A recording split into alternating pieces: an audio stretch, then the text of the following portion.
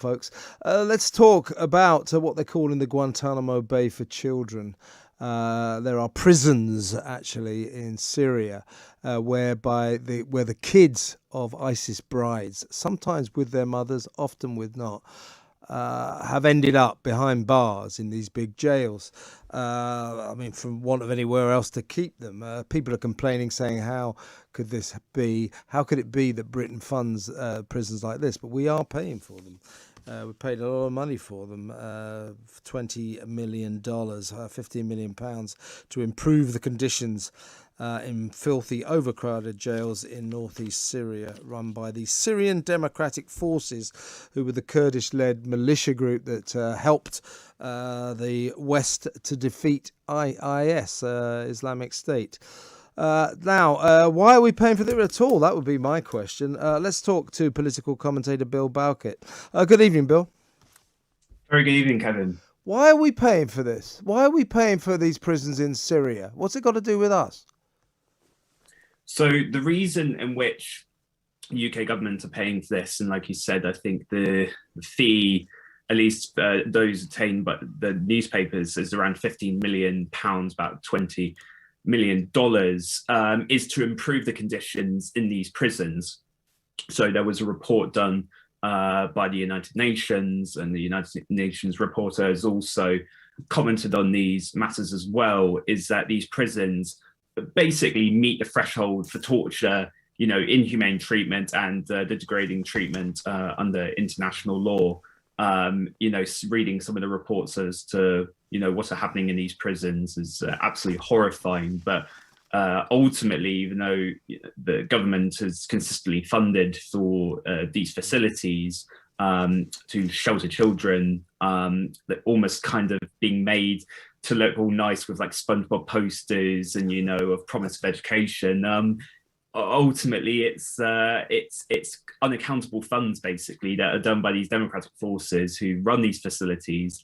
Basically, there's so many different loopholes and problems around these as well, particularly around the idea of radicalizing, the next generation of the caliphate, as some have commented. Although I gather there are no de-radicalization programs. So some of these kids, the authorities are worried about because they're of sort of combat age.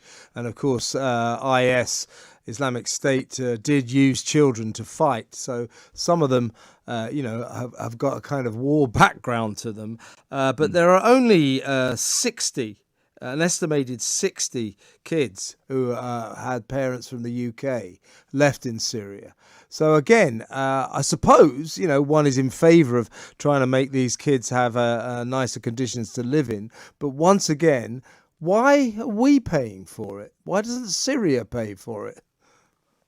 Well, as you know, Syria are in the middle of one of the most brutal civil wars, geopolitically, one of the most vulnerable in the Middle East. The brutal regime of Bashar al-Assad, and also the threats of Kurdish groups and also of the Islamic State as well. And Britain almost feels that it has a role to play within Syria, particularly as it intervened in there back in 2015 during the war. But as we know, with the response specifically to that matter about children that are stuck in these prisons, around 60. Britain says it'll repatriate those accompanying minors, but ultimately there's a different mindset and shift into what the government feels that its role needs to play within quote unquote global Britain, cutting the aid budget, particularly seeing around humanitarian funding for these local groups, often with no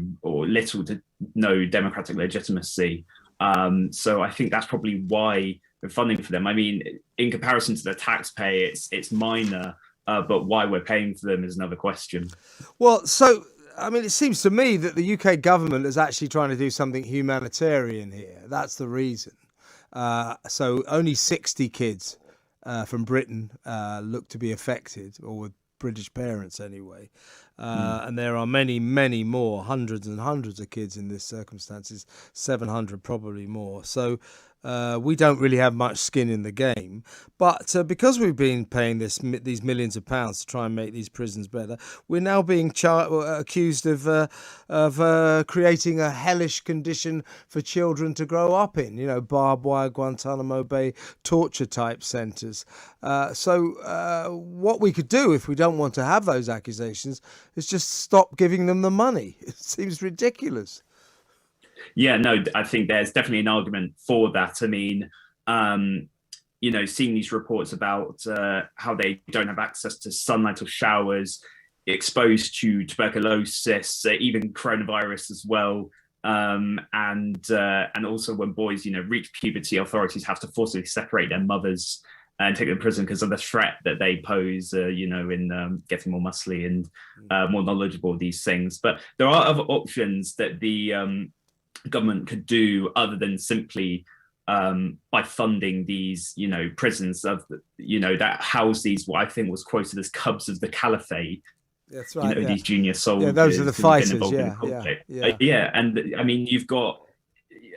Obviously, how to solve the Middle East is such a perplexing issue, but things like, tying in the recovery assistance around things like hospitals and schools in order to sustain that ceasefire. I mean, there's also an argument as to taking in these refugees into Britain, but as we know, the Tory government have a commitment to cut immigration, and we're currently in Syria in the middle of a debate around, the migrant crisis as well. So honestly, I think the attention of the government needs to change around these prisons, given the shocking reports that charities have been saying about them. The United Nations ministers as well been commenting on the fact of them as well.